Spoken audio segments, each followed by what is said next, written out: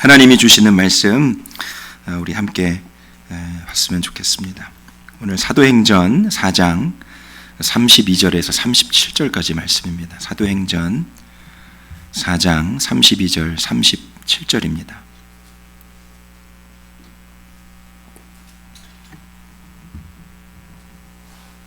한 절씩 교독해서 읽을까요? 믿는 무리가 한 마음과 한 뜻이 되어 모든 물건을 서로 통용하고 자기 재물을 조금이라도 자기 것이라 하는 이가 하나도 없더라. 큰 권능으로 주 예수의 부활을 증언하니 무리가 큰 은혜를 받아. 그 중에 가난한 사람이 없으니 이는 밭과 집 있는 자는 팔아 그 판 것의 집을 가져다가 사도들의 발 앞에 두매 그들이 각 사람의 필요를 따라 나누어 줌이라.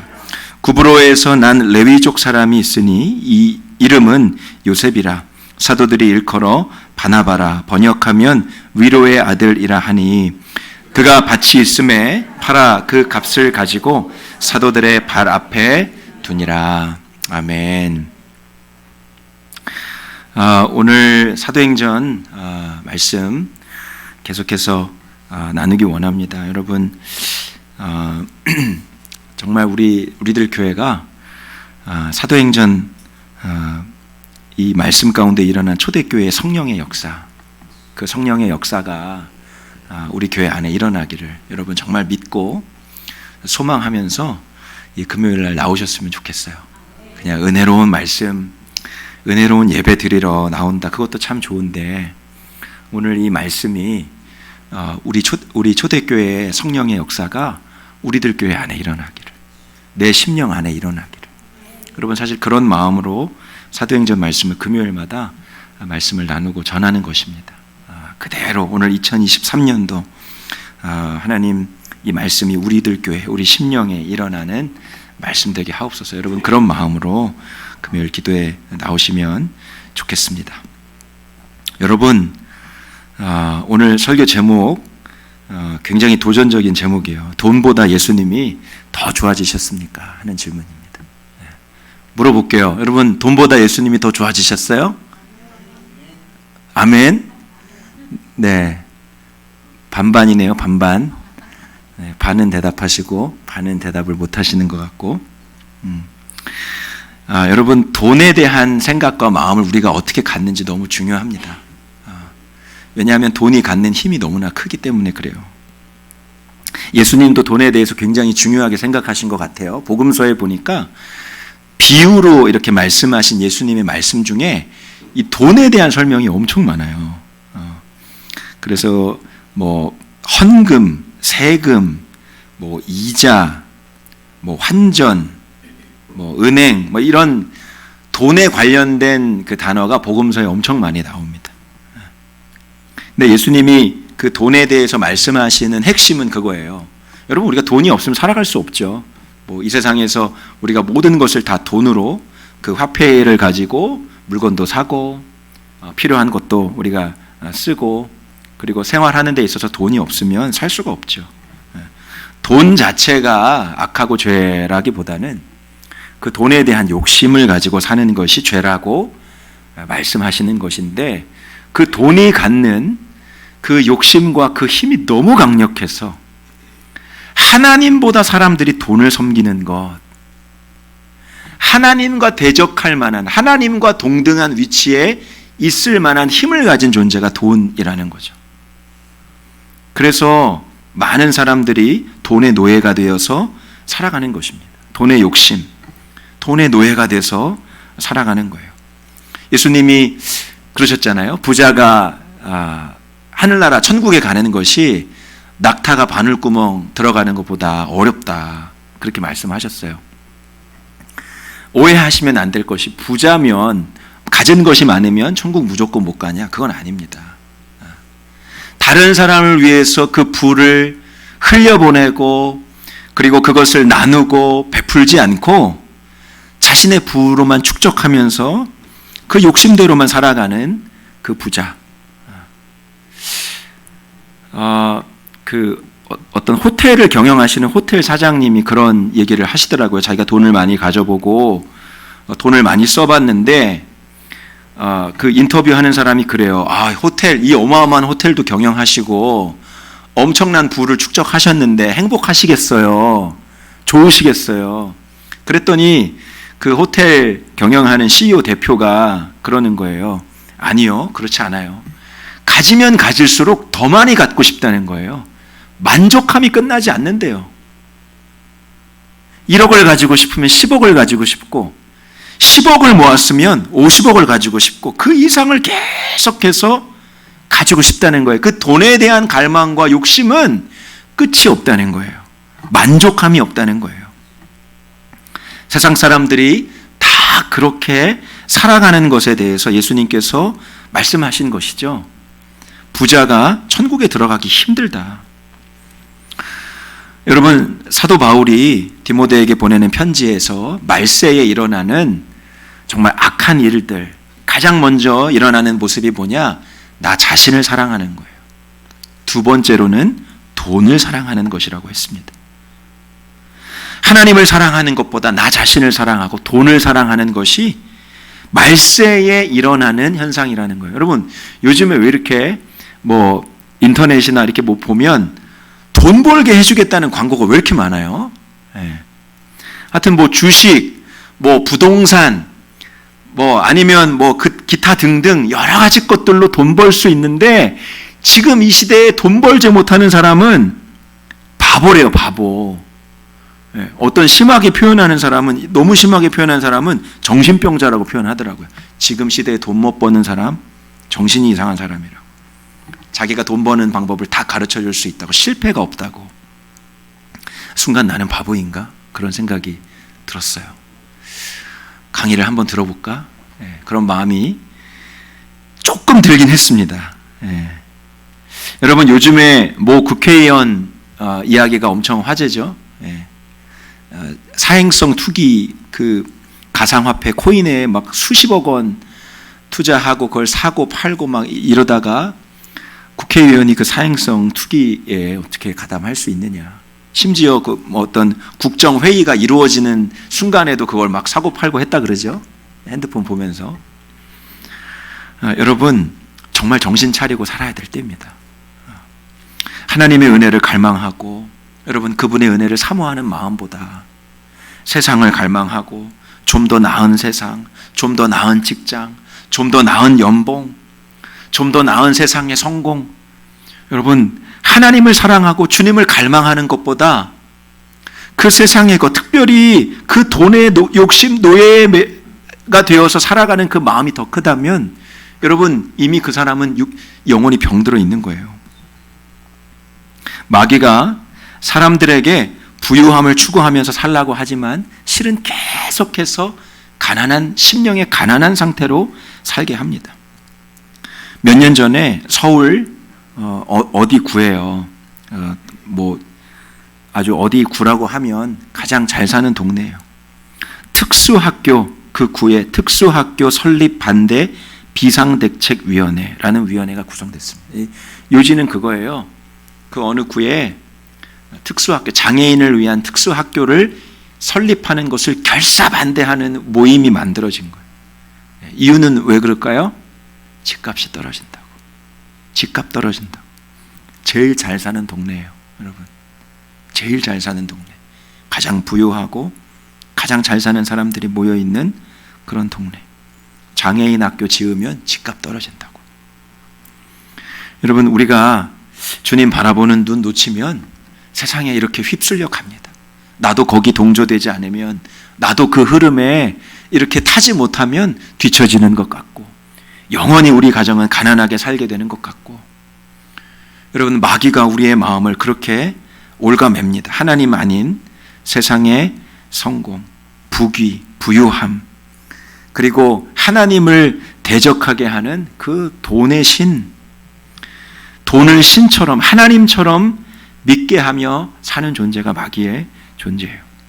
근데 오늘 말씀에요, 놀라운 일이 일어납니다.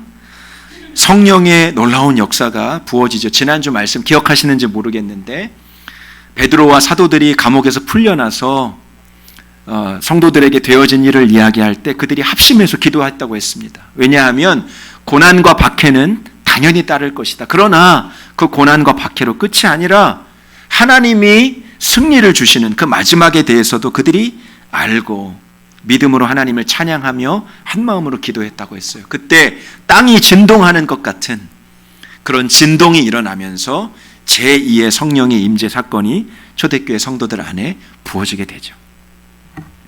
그 성령의 두 번째 임재 사건이 일어난 직후에 어떤 일이 일어나느냐? 자, 32절 말씀 다시 한번 보겠습니다. 32절 믿는 무리가 함께 읽을까요? 믿는 무리가 한 마음과 한 뜻이 되어 모든 물건을 서로 통용하고 자기 재물을 조금이라도 자기 것이라 하는 이가 하나도 없더라. 34절 같이 읽어보겠습니다. 그 중에 가난한 사람이 없으니 이는 밭과 집 있는 자는 팔아 그 판 것의 값을 가져다가 사도들의 발 앞에 두매 그들이 각각 사람의 필요를 따라 나누어 줌이라.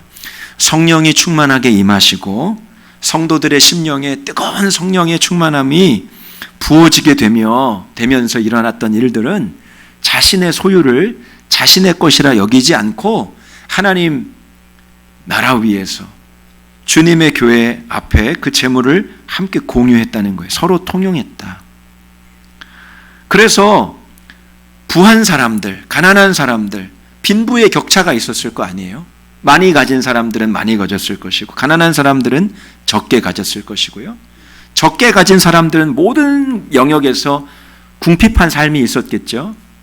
그런데 부유한 이들이 자신의 재물을 다 함께 나누고 공유하면서 그것이 또한 궁핍하고 가난한 자들에게 아주 이렇게 공평하게 배분이 되고 또 채워지게 되면서 부한 자나 가난한 자나 하나도 부족한 사람이 없게 되었다라는 거예요.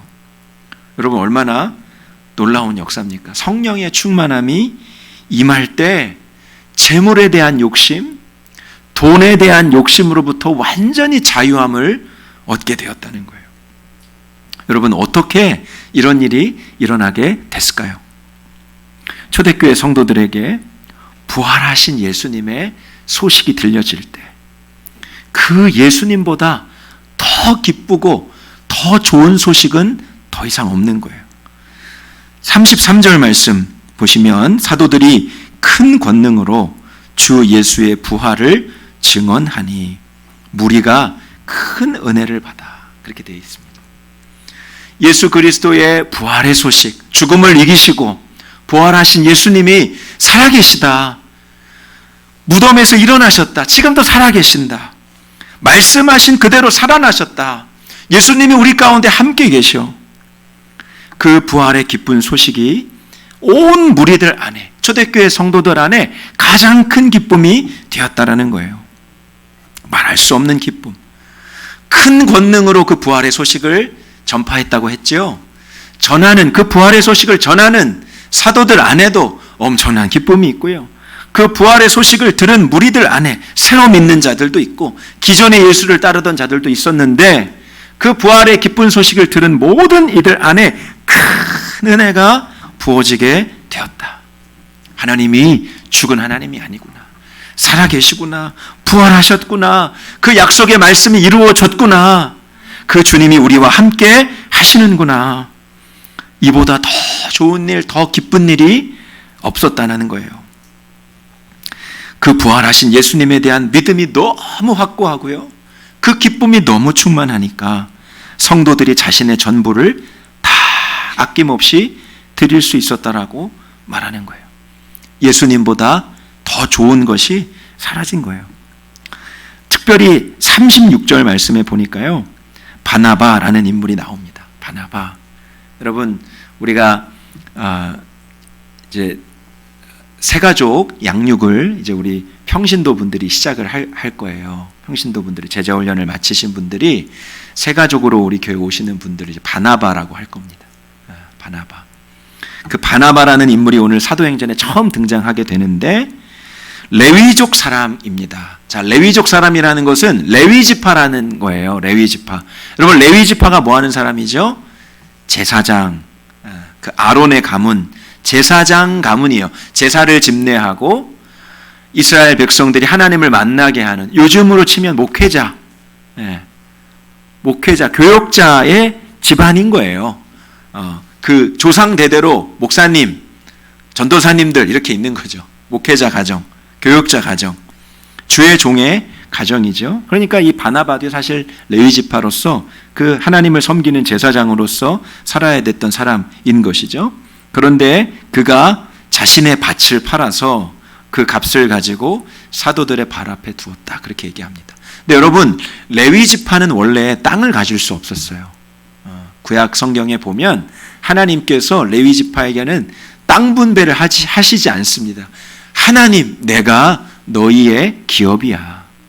땅의 소산이 아니라 나 자신이 너희의 기업이야. 그래서 레위 지파들은 일평생 하나님을 섬기는 일, 그리고 그 제사를 섬기면서 백성들이 하나님 앞에 드렸던 그 제물과 그 희생 제물을 그들의 먹을 양식으로 그렇게 일평생 살았던 이가 레위 지파입니다. 그런데 포로기 이후에 이스라엘이 해방을 얻었을 때 이 율법이 흐지부지 되어졌어요.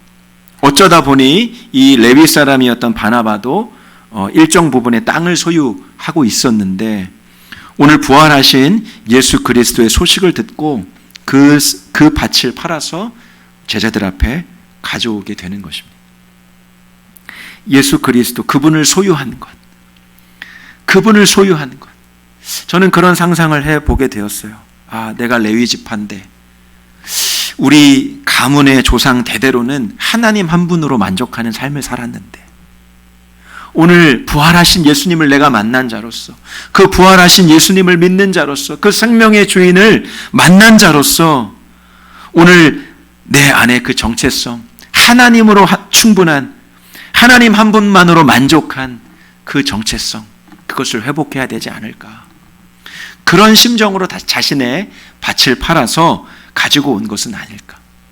여러분, 사실 우리가 다 마찬가지죠. 레위인이라고 해서 지금 시대에 특정한 레위인이 있는 것이 아니에요. 물론 목회자로서의 기능이 있지만, 여러분, 우리가 다 주 안에서 예수 그리스도를 통하여 왕 같은 제사장이라고 했죠. 왕 같은 제사장. 하나님 한 분만으로 이미 우리는 모든 것을 얻은 자, 하나님 한 분만으로 모든 것을 다 소유한 자. 여러분, 그것이 레위인의 삶이었는데, 그 레위인의 정체성을 바나바가 회복한 것이에요. 왜 마지막 오늘 본문에 이 바나바, 레위 지파 계열에 속했던 바나바가 자신의 밭을 팔아서 하나님께 드렸다라는 것을 마지막에 이렇게 특정해서 넣었을까? 그 위에 부유한 자들이 자신의 집과 밭을 팔아서 하나님께 드렸다고 했거든요. 사실 거기와 중첩되는 내용인데 왜 굳이 바나바라는 이름을 마지막에 또 한 번 언급했을까? 여러분, 예수를 믿은 우리 모두가 하나님의 생명을 소유로 얻은 자들이라는 거예요. 주님이 우리의 모든 전부가 되시고요, 주님으로 충분한 인생을 우리가 이미 선물로 받았다라는 거예요. 오늘 그 초대교회 성도들이 자신의 소유를 자신의 것이라 여기지 않고 하나님께 드렸다고 했습니다. 정말 예수님이 가장 좋은 거예요. 예수님의 생명을 얻은 것으로 가장 기쁜 거예요. 하나님, 다른 거 필요 없어요. 주님이 주신 그 구원의 은총, 구원의 감격, 주님이 부활하시고 살아계시고 우리와 함께 하시는 그 놀라운 은혜를 받은 것만으로도 충분해요. 하나님이 나의 전부이세요. 그런 믿음으로 자신의 것을 자기의 것이라고 여기지 않고 주님 앞에 드렸던 것이죠. 여러분, 삭개오 기억하시죠? 예수님을 만났습니다. 그 인생이 변화됐어요. 그는 완전히 유대 사회에서 따돌림 당했던 인물이에요. 로마 정부와 결탁하여서 유대인들의 세금을 걷었던 이들입니다. 이스라엘이 로마의 통치를 받을 때 마치 요즘으로 치면 일제시대, 일제강점기 때 일본의 앞잡이들이 있었죠. 여러분, 일본의 앞잡이들. 요즘도 그 조상이 누군가 밝혀야 된다 막 이런 일들이 있잖아요. 삭개오가 그런 인물이었어요. 로마 정부와 결탁하여서 이스라엘 자신의 동족들의 그 세금을 거두어서 바쳤던 일. 그러니까 얼마나 밉상이었겠어요. 따돌림 당하고 밉상이고, 그리고 정말 생김새도 너무 볼품없는 키가 작은 그 삭개오가 예수님을 만나 그 마음에 깊은 회심이 일어나게 됩니다. 예수님께서 삭개오의 집에 머무실 때 그가 예수님께 간증해요. 누가복음 19장 8절 말씀에 삭개오가 서서 주께 여짜오되 주여 보시옵소서 내 소유의 절반을 가난한 자들에게 주겠사오며 만일 누구의 것을 속여 빼앗은 일이 있으면 내 갑절이나 갚겠나이다. 여기서 주겠사오며라는 것은요, 미래형이 아닙니다. 이미 이 원문의 시제를 보면 과거에서부터 지금까지 계속 진행되어 온 뜻이에요. 그러니까 이 삭개오는요, 사실 예수님이 자기 집을 찾아오시기 전에 복음을 듣고 이미 회심했다라고 보는 것이 더 맞아요. 그가 복음을 듣고 회심하여 어떤 일이 일어났냐면 자기가 가진 모든 소유, 그 절반을 가난한 자들에게 나누어 주며 살아왔습니다라고 예수님께 간증한 거예요. 그래서 예수님이 그렇게 보고 싶었던 거예요. 그래서 뽕나무에 올라갔어요. 그래서 자기 이름을 부르실 때 그 삭개오가 정말 기뻐하면서 한 걸음에 내려가서 달려가요. 뭐 말하고 싶어서, 예수님, 제가 복음을 듣고 회개했어요. 그리고 내 소유의 절반을 가난한 자들에게 주면서 지금까지 살아왔어요. 혹 만약에 내가 속인 것이 있거나 갈취한 것이 있거나 횡령한 것이 있으면 내가 그거 곱하기 4해서 갚을게요. 여러분, 삭개오 안에 일어난 이 변화, 복음을 듣고 복음을 소유했을 때 정말 그 복음을 소유한 그 충만한 기쁨, 하나님 나라를 소유한 기쁨, 그리스도의 생명을 소유한 기쁨, 그것이 내가 이전에 가지고 있었던 재물에 대한 소유, 돈에 대한 소유, 그 어떤 소유보다 더 큰 기쁨이었다라고 하는 거죠. 새벽마다 레위기 말씀을 묵상하고 있거든요. 너무너무 재밌어요. 온라인으로 다 새벽기도 드리고 계시죠? 네, 저는 그렇게 믿어요. 15분이 꼭 보시더라고요, 새벽에. 네. 새벽마다 레위기 말씀이 얼마나 재밌는지 매일매일 한 장씩 읽는 그 가운데 똑같은 제사 얘기인데 똑같지가 않아요. 하나님 주시는 은혜가 너무나 달라요. 그 레위기 7장에 보면 이스라엘 백성들이 하나님 앞에 화목 제사를 드리거든요. 화목 제사. 나를 구원해 주신 게 너무 감사해서 드리는 게 화목 제사예요. 자원하는 마음으로 희생 제물을 잡아서 드리는 제사입니다. 3가지가 있어요. 감사제가 있고 서원제가 있고 뭐 자원제가 있습니다. 이 3가지 종류의 제사인데 큰 의미에서 하나님 앞에 정말 감사해서 드리는 제사예요. 요즘으로 치면 감사 예배. 하나님 주신 은혜 너무 감사해요. 오늘 이렇게 감사헌금 드렸잖아요. 하나님 너무 감사해요. 정말 감사해요, 하나님. 그러면서 드리는 제사가 감사 제사인데 그 감사 제사, 화목 제사의 그 제물 있잖아요. 고기. 일정 부분은 제사장들에게 돌리고요. 나머지 고기는 그 제사를 드린 당사자가 그 고기를 취해야 됩니다. 그런데 조건이 있어요. 규칙을 주셨어요, 하나님이. 그 고기를 취하여서 먹는데 감사제 같은 경우는 하루 만에 그 고기를 다 먹어야 돼요. 그리고 서원제, 자원제로 드렸던 제물 같은 경우는 이틀 안에 그 고기를 다 먹어야 됩니다. 근데 뭐 소, 양, 염소 이런 고기를 이제 드려야 됐거든요. 제가 소 한 마리로 한번 따져봤어요. 소 한 마리. 800kg짜리 소 한 마리를 도축하면요, 피 제거하고 뼈 제거하고 지방 제거하면 살코기만 200kg 정도 남는데요. 200kg. 엄청 많죠. 이건 너무 소가 좀 크다 싶어가지고 한 200kg 정도 되는 소, 200kg. 그래도 어린 송아지 정도 한 200kg 되지 않겠어요? 200kg 되는 소 얼마나 될까? 그냥 단순하게 계산을 했어요. 4분의 1을 한 거죠. 800kg에서 200kg 살이 남는다니까. 50kg 고기가 남는 거예요. 50kg. 네, 50kg. 여러분, 50kg 소고기면 몇 명이 먹을까요? 많이 먹을 거예요. 저희 집도 한 2kg 먹죠? 1kg? 1kg 정도 먹나요? 2근, 네, 2근 정도. 2근에서 3근, 많이 먹으면 3근, 그렇죠? 뭐 1.5kg에서 2kg, 저희 5 식구가 먹으면 그 정도 많이 먹으면 배부르게 먹습니다. 그럼 50kg 정도 먹으면 이거는 만약에 그 제사 드린 당사자가 4인 기준이다. 뭐 그 당시에 뭐 한 10명이라고 합시다. 10명. 10명에서 50kg? 네, 못 먹겠죠. 그렇죠? 다 먹을 수 있는 방법은 있어요. 이거를 잘 쟁여놔서 나중에 먹을 수 있죠. 근데 문제는 뭐예요? 하루 안에 먹어야 되는 거예요. 하루 안에는 도저히 불가능해요. 50kg. 자, 이틀이나 3일, 이틀 먹을 수 있을까요? 이틀 안에도 못 먹어요. 방법은 딱 한 가지예요. 여러분. 뭐죠? 나눠 먹는 거예요. 나눠 먹는 거. 가난한 자들 부르고요.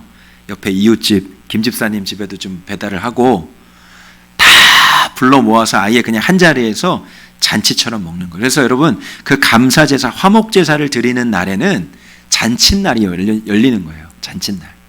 온 동네방네 사람들이 다 와서 그 잔치를 함께 기뻐하는 거예요.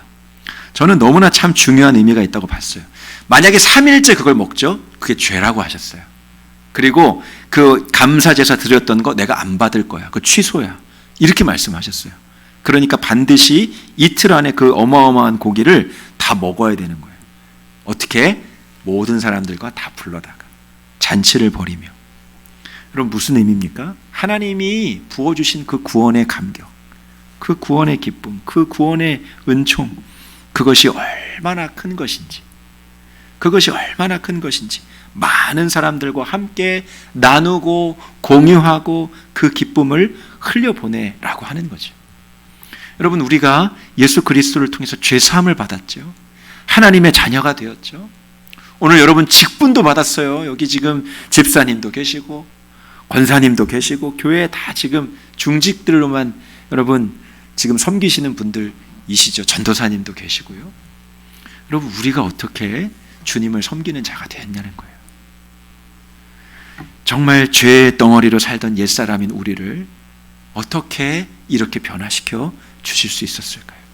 예수 그리스도의 십자가의 보배로운 피를 흘려주심으로, 주님의 생명을 주심으로.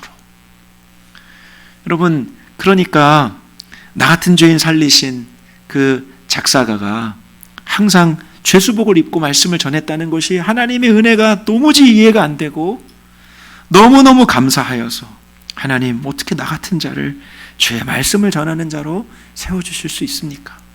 그 은혜의 감격으로 살았다라는 것이죠.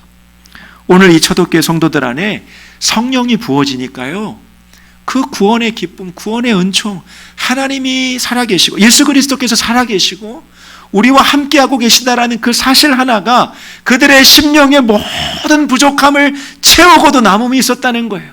이전에 붙잡고 있었던 것, 주님 아닌 것, 내 소유, 내 만족이라고 여겼던 모든 것들이 다 놓아지고 모든 것들이 다 공유되고 모든 것들을 다 흘려보내면서도 충만한 기쁨과 만족감을 누리며 살았다는 거죠. 예수님보다 더 좋은 것 없어요. 주님 부활하셔서 너무 감사해요. 약속하신 그 말씀, 진짜 그게 이루어질까? 그런데 정말 주님이 살아계시고 우리와 함께 하시니 예수님밖에, 오늘 우리가 찬양한 것처럼 난 예수가 좋다고 이따 한 번 더 찬양했으면 좋겠는데 정말 예수님보다 좋은 것이 무엇이 있겠어요? 주님 감사합니다. 그 충만한 마음으로 자기 것을 다 내어드린 거예요.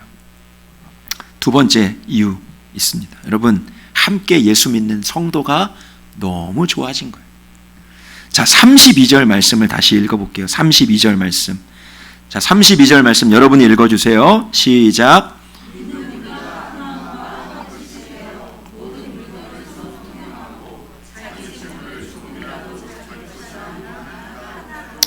자, 믿는 무리들이요, 성도들이 한 마음과 한 뜻이 되었다라고 그랬죠. 한 마음과 한 뜻. 여긴 전 두 가지 의미가 있다고 생각해요. 첫 번째는요, 자신의 소유를 공동 소유로 이렇게 나누게 된 거. 여러분 그것이요 강압적으로 이루어진 게 아니에요. 성령이 부어지면서 사도들이 자, 여러분 감사하죠? 아유, 얼마나 감사해요. 여러분 가진 거 좀 다 이렇게 좀 내놔보세요. 자, 우리 이제 좋게 살아갑시다. 다 우리 한 가족이 됐는데. 이렇게 한 게 아니라 하나님 앞에 드리고 싶은 마음이 자원해서 우죽순처럼 일어난 거예요.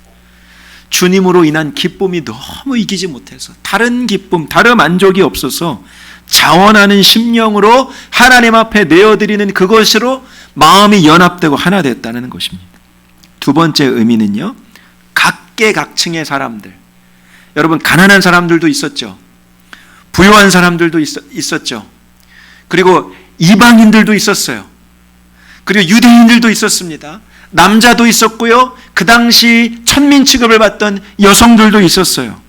남녀노소 계층의 구분과 상관없이 예수 그리스도를 믿고 새로운 생명으로 거듭난 하나님의 성도들이 주 안에서 하나가 되었다.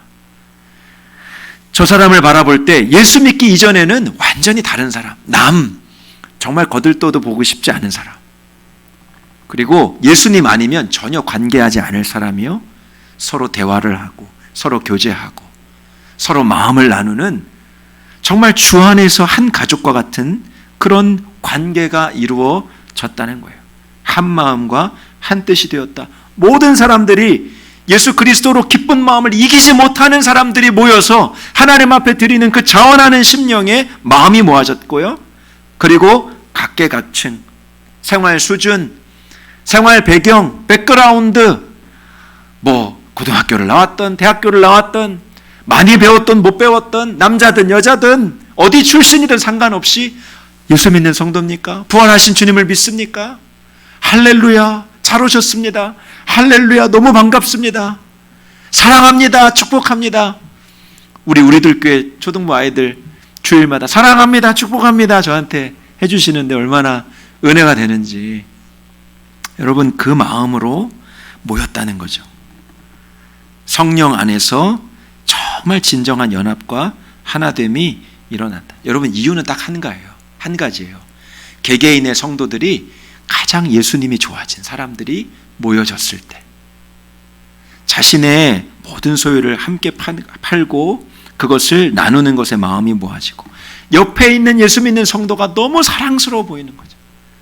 옆에 예수 믿는 성도가 너무너무 좋아진 거죠. 당신도 예수 믿습니까? 너무 반갑네요. 어디 출신이세요? 할렐루야, 사랑합니다. 축복합니다. 잘 오셨습니다. 반가워요. 우리 한 가족처럼 지내요. 옆에 있는 예수 믿는 성도가 너무너무 좋아진 거예요. 옆에 분에게 그렇게 인사해 주세요. 나는 당신이 너무 좋아요. 진심으로 해주세요. 진심으로. 네. 할렐루야. 여러분, 이런 인사, 이런 환영, 이런 기쁨이 있었다는 거예요. 그저 부활하신 예수님을 믿고 기뻐하는 그 성도를 보면서 내 마음에 이기지 못하는 기쁨이 내 안에도 일어난다라는 거예요. 34절, 35절, 가난한 사람도 있고 또 부한 사람도 있고 자신의 것을 파는 사람도 있고요. 얼마를 가졌든 이전에 어떤 몇 층짜리 아파트에 살았던, 사골세 단칸방에 살았던 그것이 문제가 안 돼요.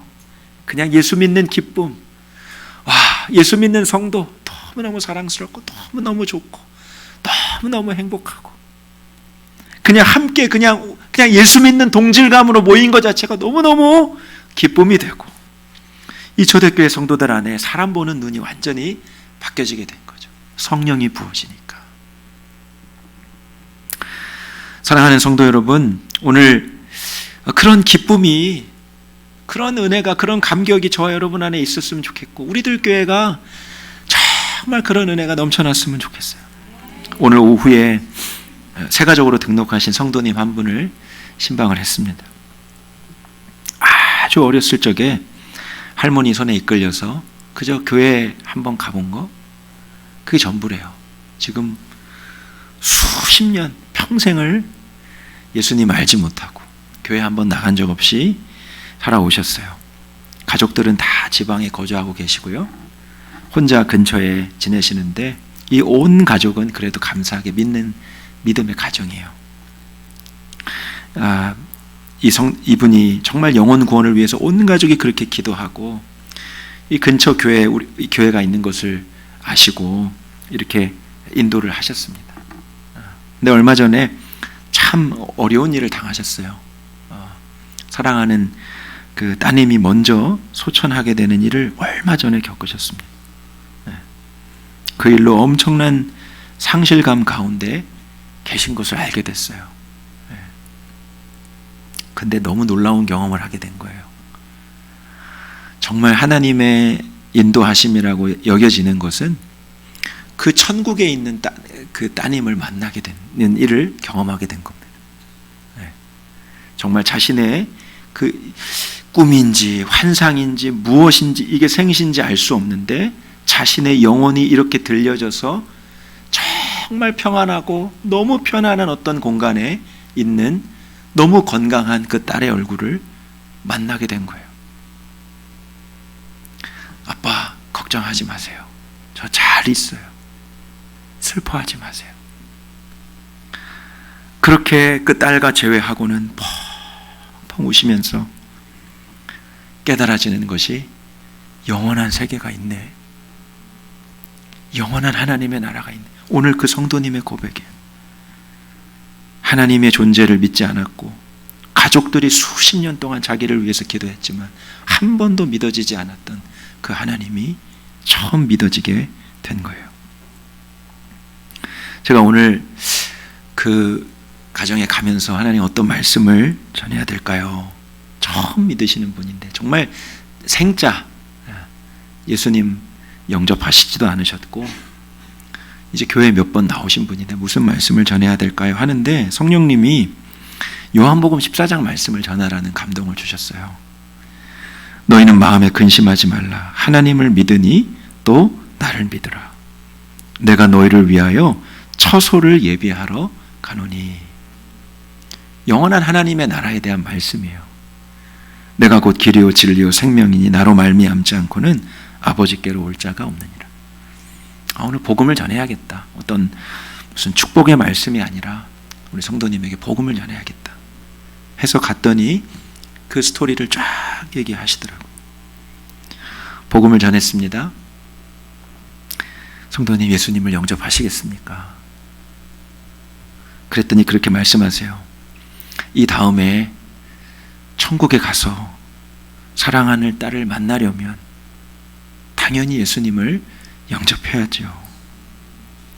그리고 그 자리에서 눈물로 오늘 예수님을 영접하셨어요. 제 마음이 얼마나 기쁘던지요. 이미 그 가족들의 기도가 심겨져 있더라고요. 이미 마음의 문이 다 열려지고 그 놀라운 경험을 통해서 예수님을 맞이할 준비가 되어 있었는데 하나님이 저를 사용해 주신 거죠. 얼마나 마음이 기쁘던지. 천국에서 그랬잖아요. 예수님 말씀하셨잖아요. 한 영혼이, 한 죄인이 주님 앞에 돌아오면 천국 잔치가 열릴 거라고. 오늘 그 순간에 하늘나라 잔치가 열리고 천국의 잔치가 열릴 것을 생각하니까 너무너무 감사한 마음이 들었어요. 그 한 영혼이 너무 귀하고 너무 사랑스러웠어요. 제 마음이 너무 부유해졌어요. 그 예수님을 알지 못했던 죄인 되었던 그 한 사람의 영혼이 주님 앞에 돌아와 하나님의 거룩한 성도가 되고 오늘 예수님을 눈물로 맞이한 그 한 영혼, 오늘 그 한 영혼을 만나면서 얼마나 제 마음이 부유해졌는지, 얼마나 사랑스러워졌는지, 얼마나 제 마음에 기쁜지. 아마 그 소식을 들은 가족들은 아마 더 기쁨이 넘쳐나겠죠. 하나님 이루 말할 수 없이 천국의 잔치를 베풀어 주시고 하나님이 놀라운 기쁨으로 그 영혼을 바라보시겠죠.